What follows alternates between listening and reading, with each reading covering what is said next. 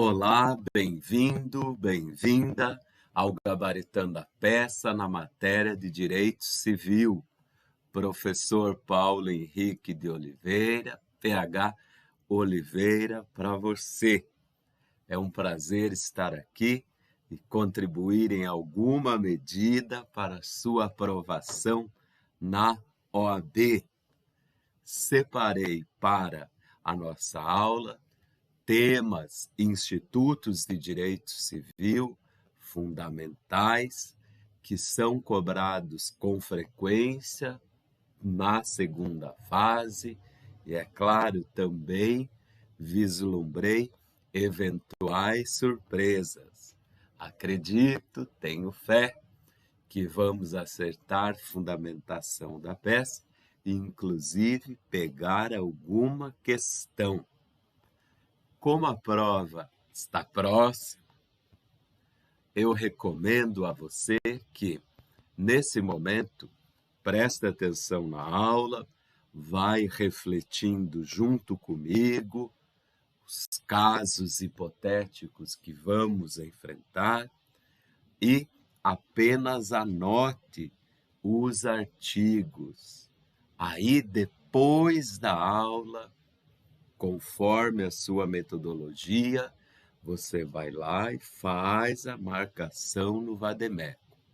Aproveita e já lê o artigo, lê a súmula, porque se cair na sua prova, você vai acertar a questão e vai encontrar o fundamento rapidamente. Ok? Vamos juntos para o nosso primeiro problema.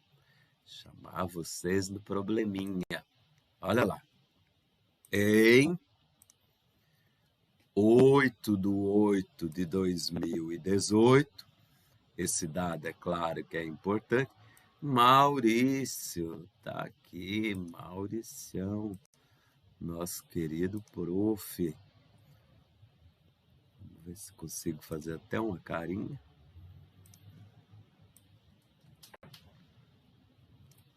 Olha lá. Dirigia tranquilamente seu veículo quando foi abruptamente surpreendido por automóvel conduzido na contramão, cidade é importante, por Leandro. Para salvar-se, Maurício lançou seu carro, vindo a colidir com moto conduzida por Paulo. Acabou por aí? Não, tem mais. Olha lá.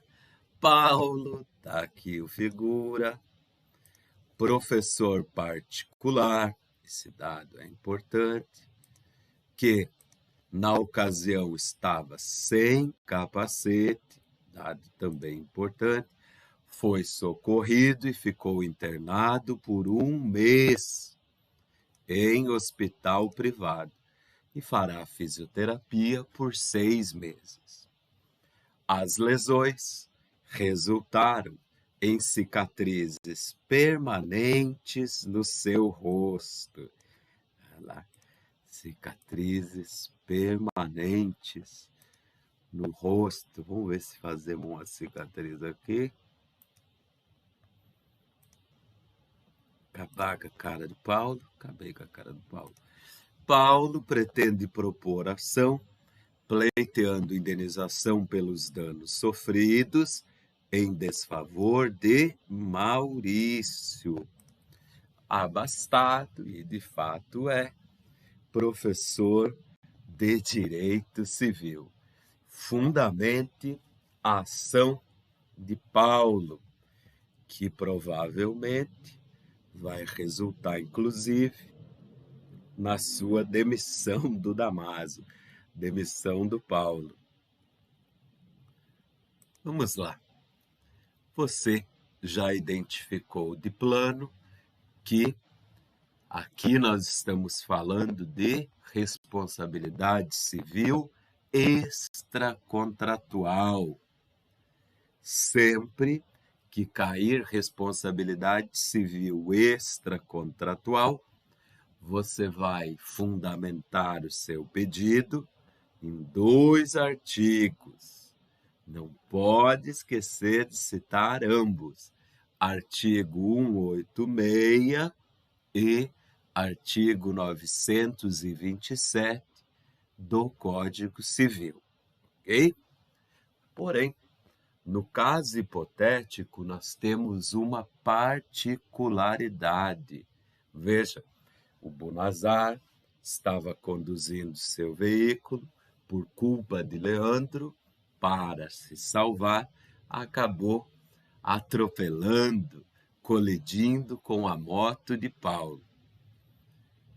Aqui, a peculiaridade está no que a doutrina denomina de estado de necessidade, vale também para a legítima defesa, agressivos. Como assim?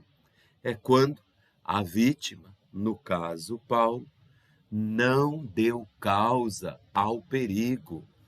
Ele tem direito, sim, a cobrar a indenização do causador do dano. Professor, onde está previsto essa possibilidade? Está no artigo 929 do Código Civil. Artigo que é importante você referir aí nos seus fundamentos, porque é ele que confere responsabilidade e, inclusive, legitimidade passiva ao Bonazar, ok?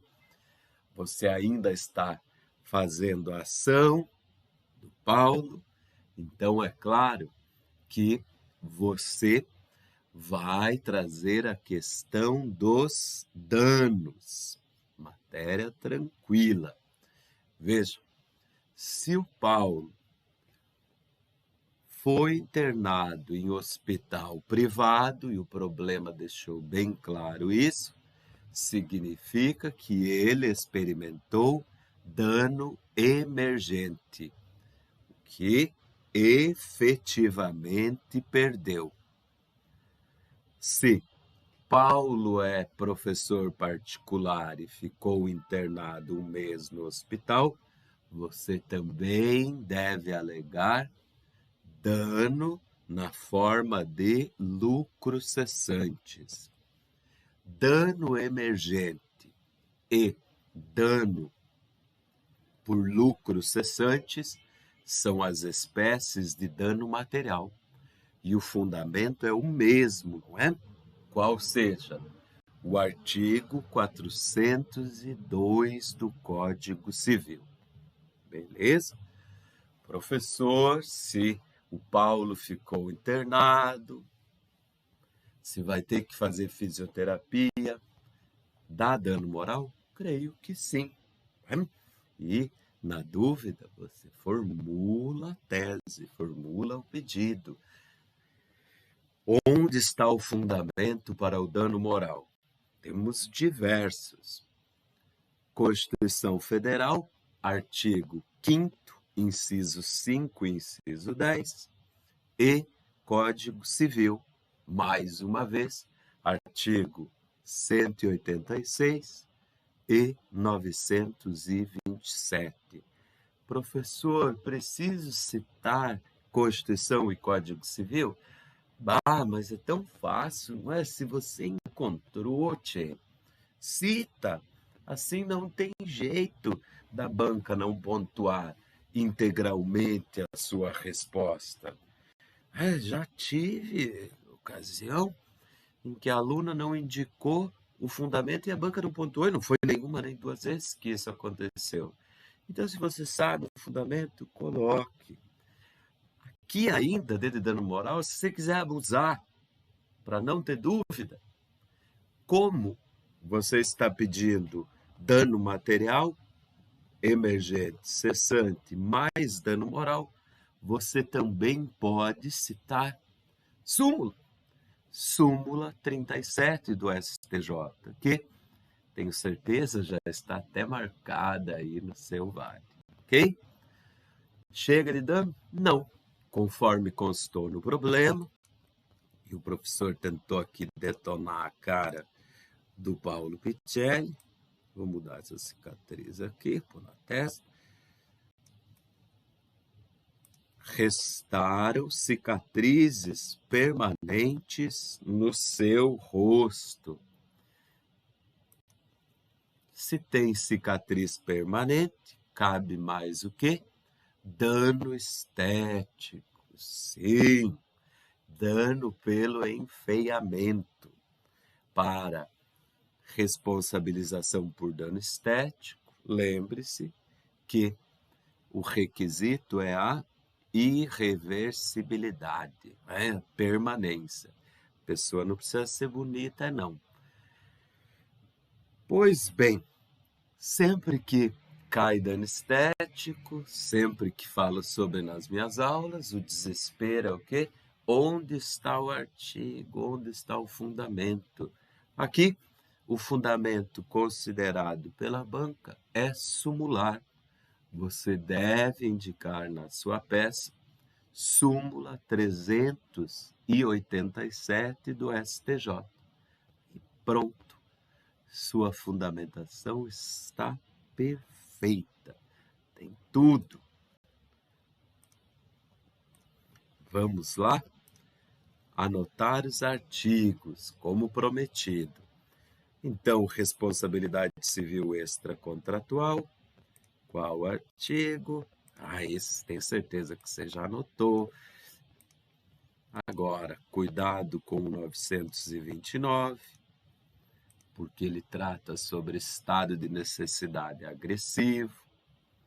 Com relação aos danos, artigo 402 é a base para o dano emergente, também para lucros cessantes.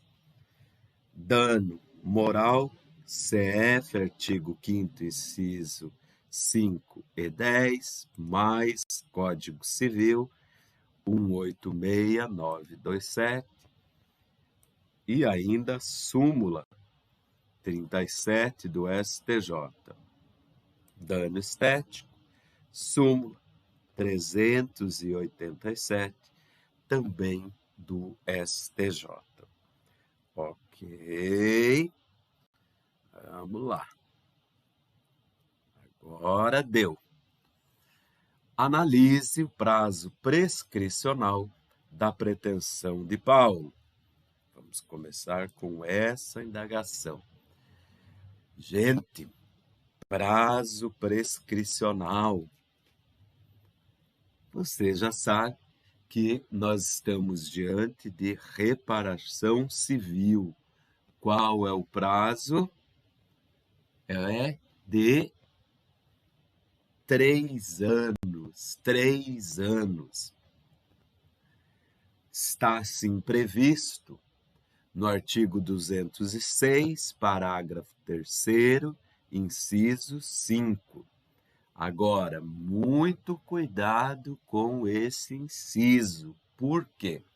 O entendimento atual do STJ é de que o prazo de 3 anos se aplica somente para a reparação civil quando for responsabilidade civil extracontratual, como é o nosso caso. Quando for responsabilidade civil contratual, o prazo é de 10 anos. 10 anos. Professor, se cair isso na minha prova, como é que eu vou fundamentar? Você vai dizer o artigo 206, parágrafo 3º, inciso 5, traz o prazo prescricional específico para responsabilidade civil extracontratual. Não há no Código Civil prazo próprio para responsabilidade civil contratual. Por consequência, aplica-se o prazo subsidiário de 10 anos, que está previsto no artigo 205. Gente, na hora da prova, com o VAD prescrição, não é uma matéria difícil. Como que você vai proceder? Simples. Você lê o problema, a questão, identificou a matéria, você vai lá no artigo 206, lê os parágrafos e respectivos incisos e verifica se a matéria está lá rolada. E, é claro, qual é o prazo prescricional. Se não estiver expresso, se não tiver um prazo específico, você aplica o prazo subsidiário do artigo 205, que é de 10 anos. Porém, antes de finalizar suas conclusões sobre prescrição, você deve ler o quê? Os artigos 197 a 200, que trazem as causas, as hipóteses de suspensão do prazo. Ó, suspensão. O prazo para, recomeça a contar de onde parou, quando cessada a causa. E por último, você vai até o artigo 202, onde estão as causas de interrupção da prescrição. Né?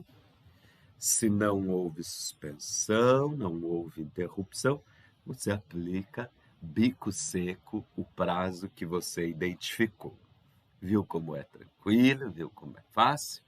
Pois bem, você tem que ir mais além aí na defesa do burro Nazar. 3. Formule teses em defesa de Maurício na ação proposta por aquele, na ação proposta por Paulo. Muito bem. Olha, aqui vislumbro então uma eventual contestação à ação do Paulo. Veja, na contestação, ainda que você tenha ciência de que a tese dificilmente será acolhida, se cabível, você deve trazê-la, ok? Se for contestação à responsabilidade civil, a minha dica para você é a seguinte: procure, na sua fundamentação, rebater os requisitos da responsabilidade civil. Mais especificamente, né, com base no artigo 186, conduta, nexo, dano e, conforme a modalidade de responsabilidade civil, culpa. Né? Então, você tem que repelir, tentar afastar esses requisitos.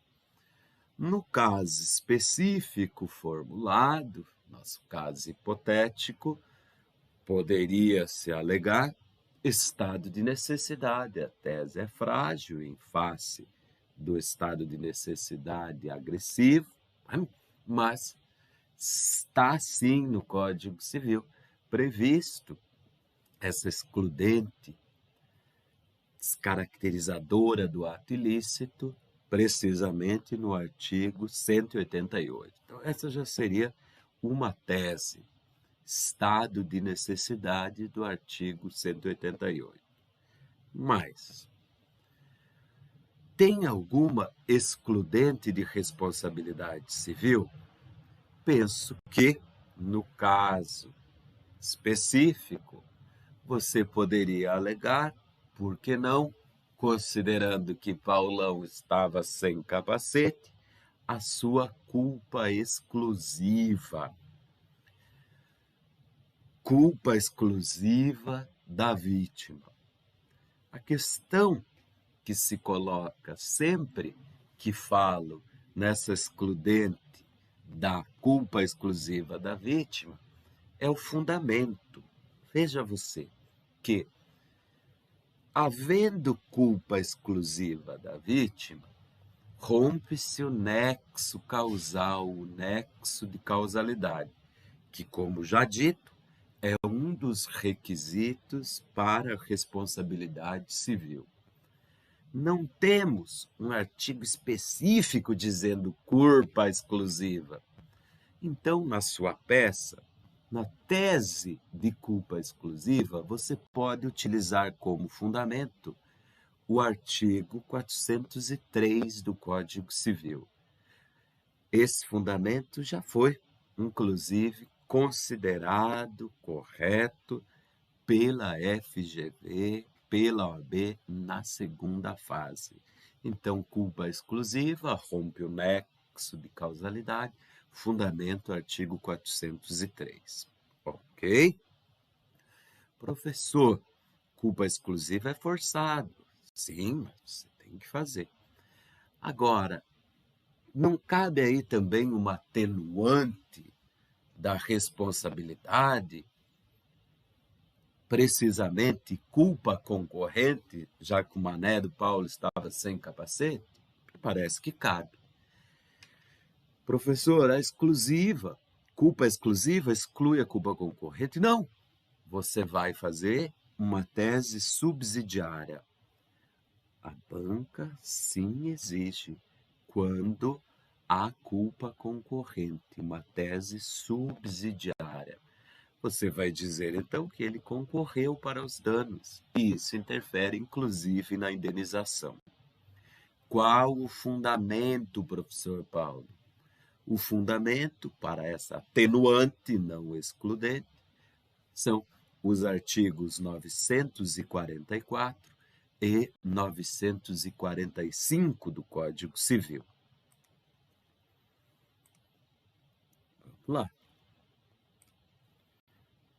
Então, tá aí para você, ó, prescrição, artigo 206, parágrafo 3º, inciso 5, reparação civil, só para extracontratual.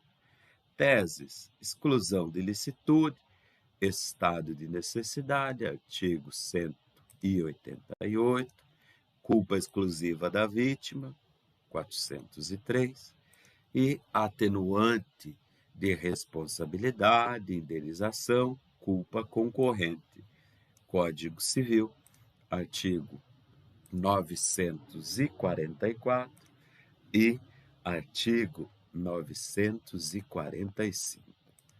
Acabou a bagaça? Vamos ver. Tem mais. Olha lá. Maurício foi condenado a indenizar Paulo. Inconformado, e Paulo demitido, pretende propor ação contra Leandro.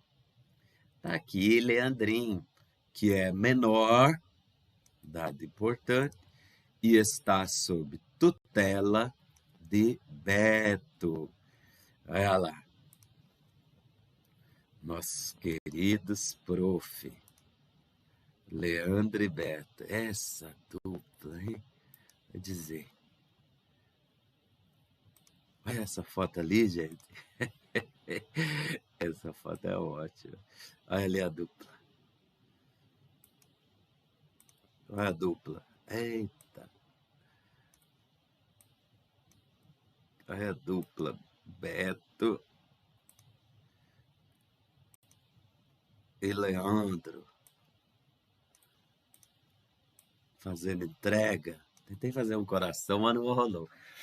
Essa parceria é antiga. Muito bem. Então, retomando, agora você vai fundamentar a ação de Maurício contra Leandro. A minha primeira pergunta aqui é a seguinte: isso é possível? É claro. Se o Maurício foi obrigado a indenizar o Paulo e o causador do perigo foi o Leandro, ação regressiva contra o Leandro.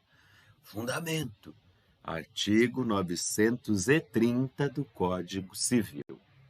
Agora, aqui tem uma peculiaridade, qual seja, o menino, tá aí, o menino, Leandro, ele é menor, e está sob tutela do querido Beto. Qual é a peculiaridade aqui? Hipótese de responsabilidade civil objetiva. Sim, professor, como que eu sei quando é objetiva e subjetiva ou subjetiva? Gente, aqui no direito civil é diferente do CDC, do consumidor, eles que lutem. Aqui para nós, a regra é a responsabilidade civil subjetiva, exceção à objetiva. Quando que é objetiva? A resposta está inicialmente no parágrafo único do artigo 927. Casos especificados em lei e teoria do risco, quando a atividade, por sua natureza, envolver risco. Então, veja, para que seja objetiva, deve estar prevista em lei. Aí, na hora da prova, você vai lá e lê os artigos 932 e seguintes, onde estão as principais hipóteses de responsabilidade objetiva. Especificamente, no 932, nós temos responsabilidade civil objetiva por ato de terceiro, por ato de terceiro. Essa denominação é doutrinária. Entre elas está lá, é objetiva a responsabilidade do tutor, Betão se lascou, pelos danos causados pelos seus tutelados. O Código Civil diz pupilos, que é tutelar. Agora, importante, se for uma das hipóteses do artigo 932, não deixe de referir o artigo 933. Por quê? No 933 é onde consta expressamente que a responsabilidade independe de culpa. Então, citar ambos os artigos. Vamos lá. Aí. Então, para fundamentar a ação regressiva, artigo 930.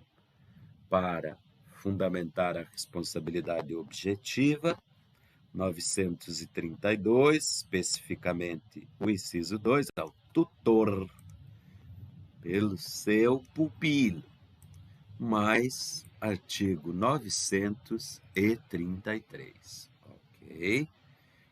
Muito bem. Vamos para a próxima. Correndo. O negócio é correndo, tem que ganhar tempo. Olha lá. Agora deu.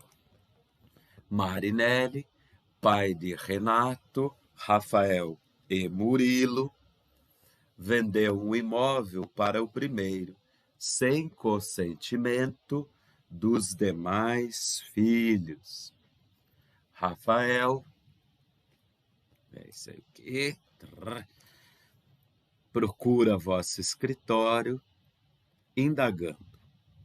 O contrato de compra e venda celebrado é válido? E também qual o prazo para a eventual medida? Aí Marinelli, puxa-saco do Renato, vendeu imóvel sem o consentimento dos demais. Deu no que deu. Rafael foi para a briga. Vozeirão que esses meninos têm, tudo bombado, né? Parece que é pré-requisito, tudo bombado. E as meninas todas lindas.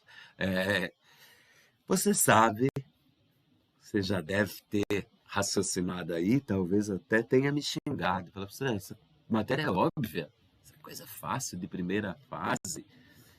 Sabemos que essa venda ela é anulável, né? está lá no artigo 496, compra e venda, ascendente para descendente, exige consentimento dos demais e conforme o regime de bens, inclusive do cônjuge do ascendente. Por que trazer isso para a nossa aula, prof? O que me interessa mais é o prazo para a medida. Por quê? Isso já foi objeto de questão, de prova da OAB, e eu chorei, tristeza. A pessoa sai da prova e olha, foram vários, e vem abraçar a gente, e diz, professor, acertei aquela da compra e venda anulável, prazo de 20 anos. Aí você fica assim, por que as pessoas erram o prazo? Porque nós temos uma maldita de uma súmula, que é a 494 do STF, que prevê prazo de 20 anos. Gente, essa súmula já era. Essa súmula anterior ao Código Civil de 2002 foi tacitamente revogada. Então, se estiver aí no seu código, você já risca. Não é 20 anos. Qual que é o prazo, então, prof? Olha, se é anulável, nós temos prazo decadencial. Tem prazo expresso no artigo 496? Não tem. Então, você vai aplicar o prazo geral subsidiário para decadência. Qual seja? O prazo que está no artigo 179. 179. Então, 2 anos. E não aqui o prazo absurdo de 20 anos.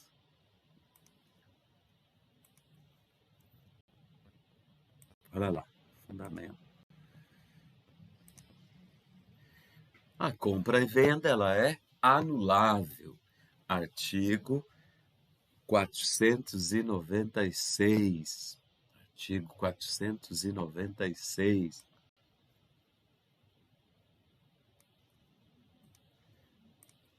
Parece, tem a impressão que já vai ficando louco, que eu falei 469. Não, é 496. Tenho certeza que falei. Essa aqui é detalhe na nossa aula. O importante está aqui, ó. O prazo é o do artigo 179, 2 anos. E aí você vai lá e vai riscar, riscar, suprimir essa súmula 494 do STF. Olha lá, 20 anos. 20 anos. Okay. Já era. Até estraguei. Tudo bem. Vamos para a próxima. Olha lá. Agora deu. Em janeiro de 2019, atenção sempre para as datas, Murilo adquiriu um apartamento e foi vítima de dano moral cometido por Gisele. Tudo bem. Em janeiro de 2020, Murilo passou a viver em união estável com Bárbara. Meses depois, recebeu vultoso prêmio de loteria. Ei, sorte! Murilo faleceu em fevereiro de 2021, sem propor qualquer ação indenizatória, deixando como parentes sua companheira, 5 filhos. Aí a ninhada, tchê. Que ninhada. Pandemia, né? 5 filhos, fruto de sua relação anterior com Letícia, seu pai, avós paternos e irmão. Tá aí. Muito bem. Vamos para as questões. Olha lá. Analise a legitimidade dos filhos para propor ação indenizatória contra Gisele. Depois da morte do Murilo, os filhos podem propor a indenização por danos morais? Sim ou não? Gente, trouxe essa matéria porque ela restou pacificada no STJ na súmula 642. Consta na súmula 642 que o direito à indenização por danos morais transmite-se aos herdeiros. Por isso, tem legitimidade para propor a ação, tal como no nosso problema, ou, se for o caso, prosseguir em ação já proposta. Esta súmula é recente, pode ser que apareça na sua prova. Seria uma festa para nós, não é? Olha lá. Súmula 642. O direito à indenização por danos morais transmite-se com o falecimento do titular, possuindo os herdeiros legitimidade ativa para ajuizar a ação, para ajuizar ou prosseguir a ação indenizatória. Ok? Muito bem. Próxima questão. Olha lá. Analise o direito de Bárbara à meação dos bens de Murilo. Apartamento, prêmio e eventual indenização. Aqui, é claro, a indenização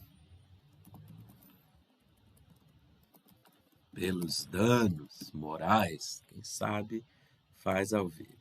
Muito bem, vamos caprichar nessa daqui.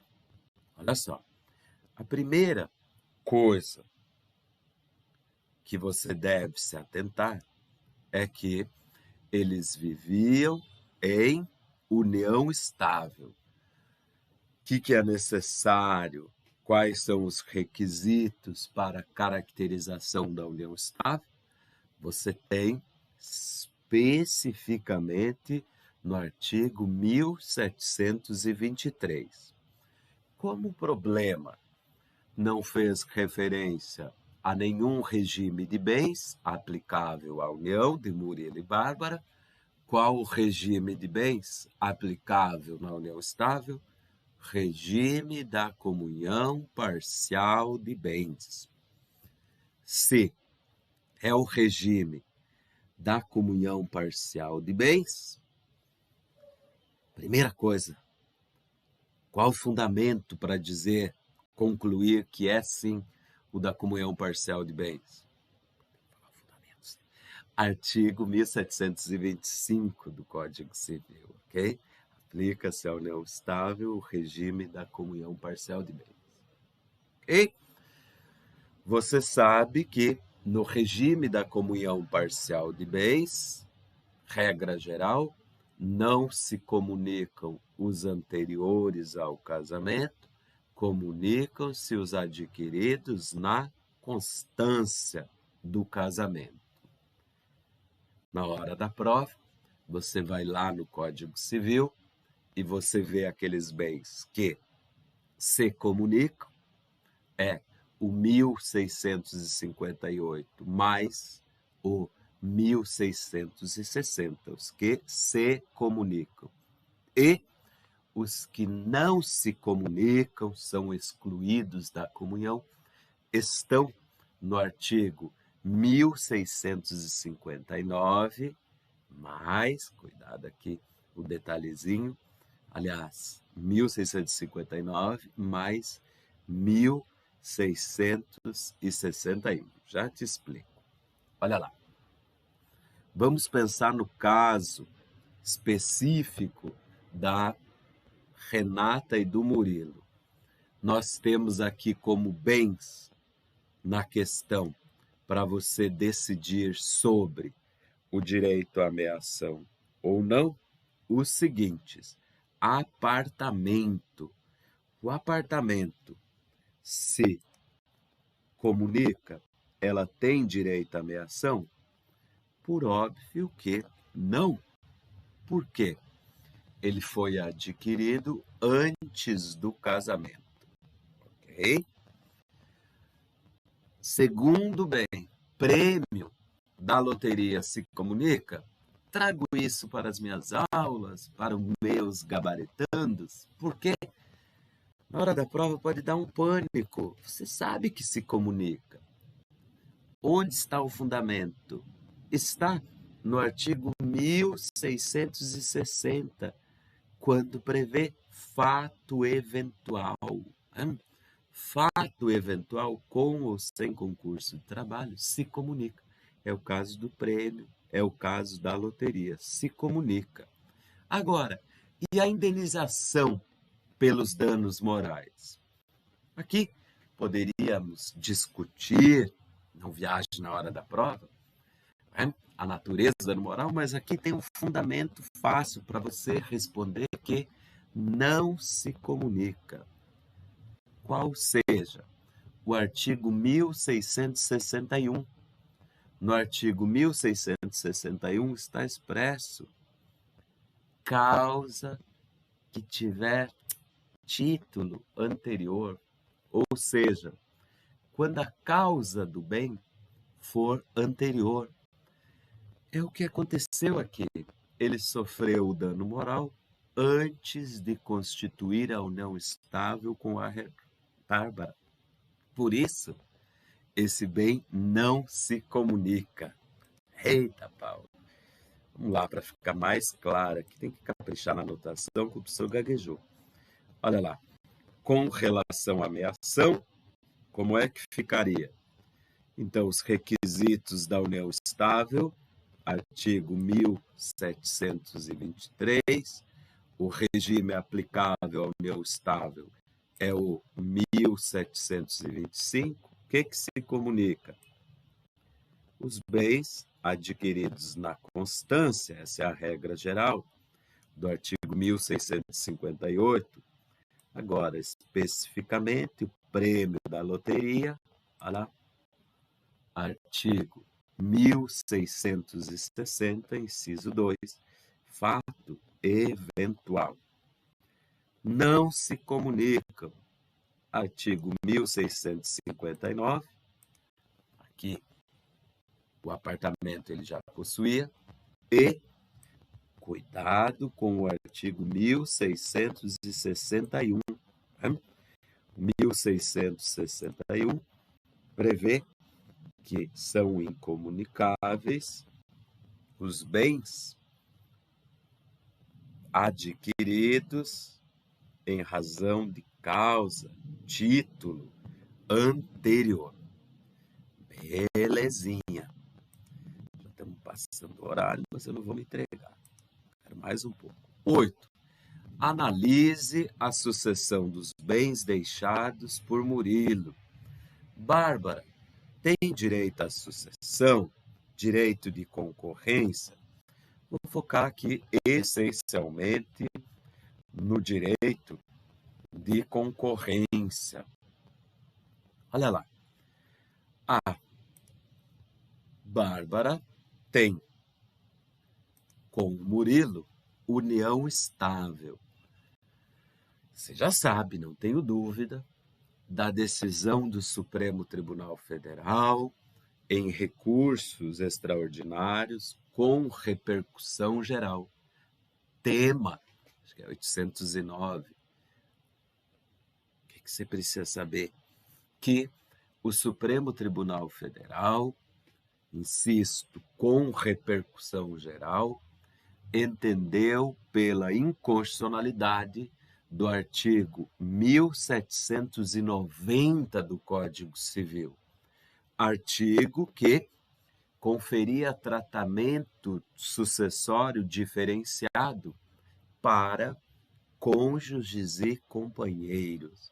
Como consequência, determinou o Supremo que se aplique o regime sucessório aplicável aos cônjuges também para os companheiros, também para aqueles que vivem em união estável, inclusive quanto à concorrência, inclusive o famoso artigo 1829 do Código Civil.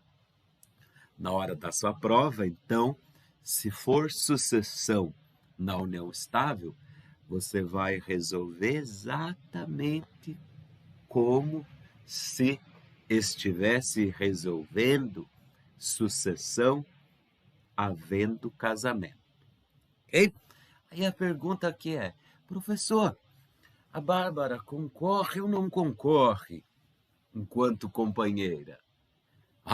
Artigo 1829, inciso 1. Quando que o cônjuge aqui companheiro concorre? Depende do regime de bens. Desculpa. Quando que ele concorre com os descendentes? Depende do regime de bens. Com calma. Só um pouco. Se for o regime da comunhão universal, não concorre. Também não concorre se o regime for o da separação obrigatória. Por exclusão, ele concorre quando o regime for o da separação convencional. E a comunhão parcial, professor? Que é o principal. A comunhão parcial depende. Depende do quê? Se o de cujos deixou ou não bens particulares. Se ele deixou bens particulares, o cônjuge concorre com os descendentes. Se ele não deixou bens particulares, não concorre. No nosso caso, só para contextualizar, ele deixou como bem particular, não deixou um apartamento, já que é adquirido antes da união estável? Sim. Então, esse apartamento é um bem particular. A companheira Bárbara concorre. Agora, interessante. Onde que o cônjuge companheiro concorre na comunhão parcial? Em toda a herança ou somente nos bens particulares? Concorre somente nos bens particulares.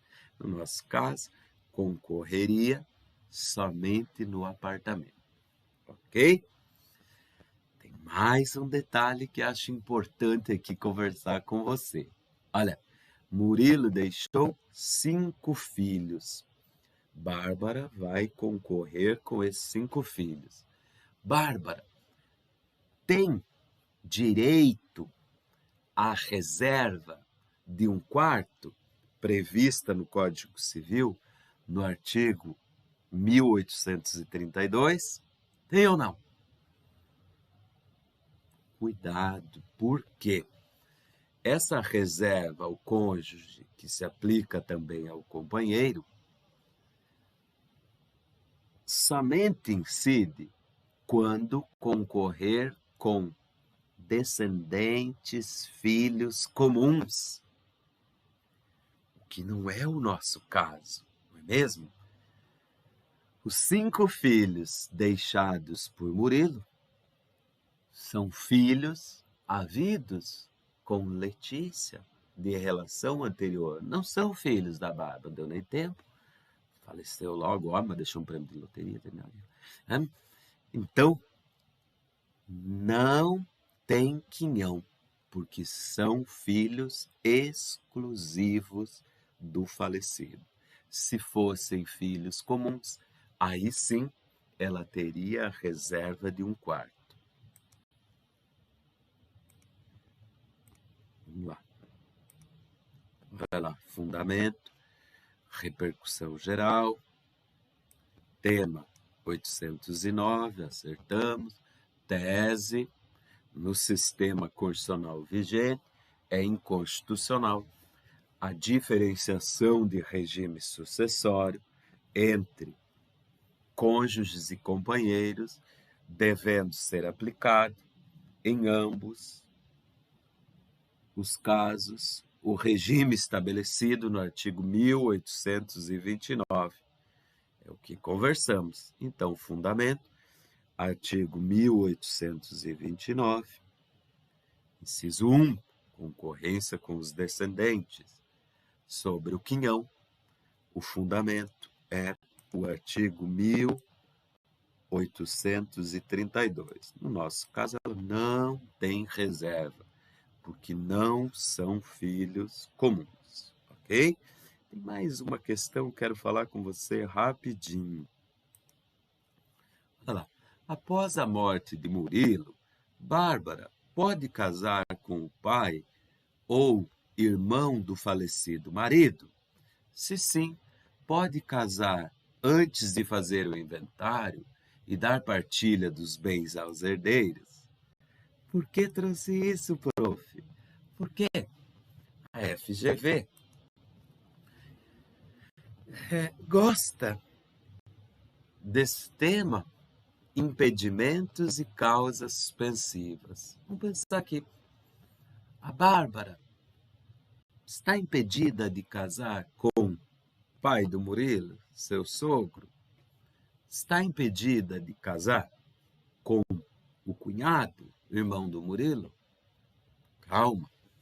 Os impedimentos estão previstos no Código Civil, você vai lá e acha, no artigo 1521. Aqui nós temos um impedimento específico para o parentesco resultante da afinidade. O que está lá no 1521, inciso 2? São impedidos de casar os afins em linha reta. Em linha reta.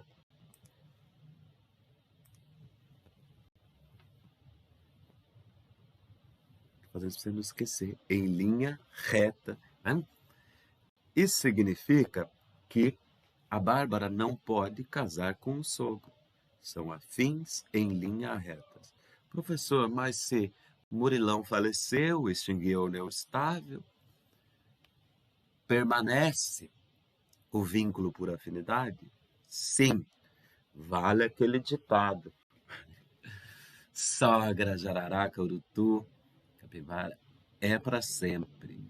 Mesmo extinta a união, persiste o vínculo, persiste o impedimento.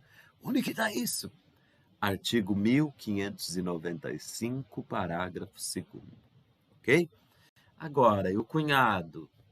Dá para pegar? Dá para casar com o cunhado? Dá. Porque o impedimento diz afins em linha reta e cunhado está na colateral, colateral por afinidade. Então, pode sim casar com o cunhado.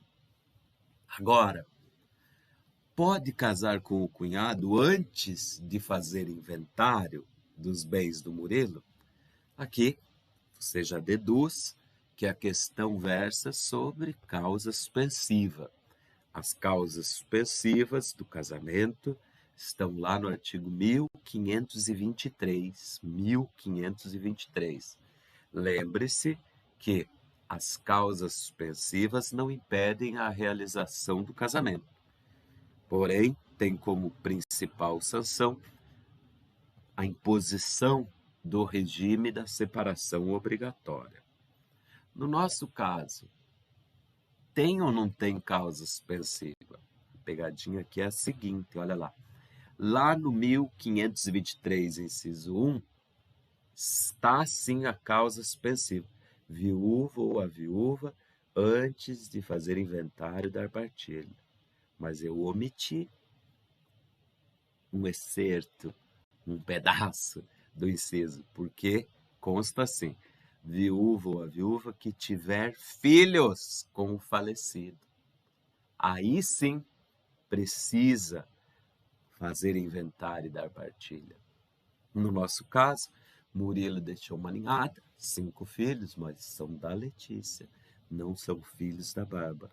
Então, ela pode casar com o cunhado e, como não tem causa suspensiva, podem, inclusive, escolher qualquer regime de bens, ok?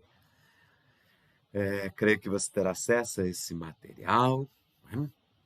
Aí você anota os artigos bonitinho. Qualquer dúvida, você pode entrar em contato aí comigo. Será um prazer ajudá-lo.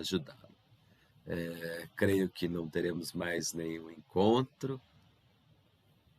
sequer online. Então, quero agradecer a você a acolhida, agradecer a confiança depositada no Damásio e especificamente nos professores e tutores de segunda fase na matéria de direito civil. Dizer para você continuar firme, forte e, sobretudo, acreditando em você e que você merece a aprovação. Na hora da prova ou no dia anterior, reserve um momento para lembrar de tudo que você passou para estar ali naquele dia. Quando digo tudo, não é só a aprovação na primeira fase, que não é fácil, você já tem mérito só por isso. É lembrar desde o dia que você foi aprovado, aprovada no vestibular. Ainda que seja uma instituição não famosa, isso não muda nada, não minora em nada a sua conquista, tampouco o seu futuro como advogado, como advogada.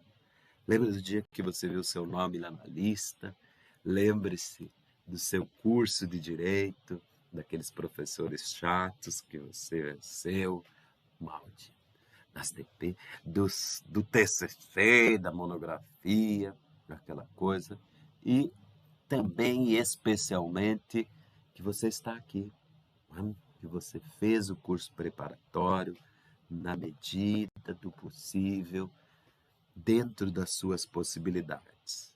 Não será aquela peça que você deixou de entregar, aquela aula que você deixou de assistir, que vai te impedir de ser aprovado nessa prova. O curso é para tirar 12, esse está 12, geralmente é 11, esse está 12. E você não precisa 12. Se você fez o curso de direito, fez o curso preparatório, dentro das suas possibilidades, né? Cada um tem as suas. Você verá que sim, há razões, há motivos, há mérito. Você merece passar, ok? Muito obrigado por tudo, uma boa prova. Espero encontrá-la presencialmente após tudo isso passar. Você já aqui, ó, com a vermelhinha, colega, diz meu afilhado, é meu colega e colego, vamos ser colega e colego. Boa prova, conte comigo.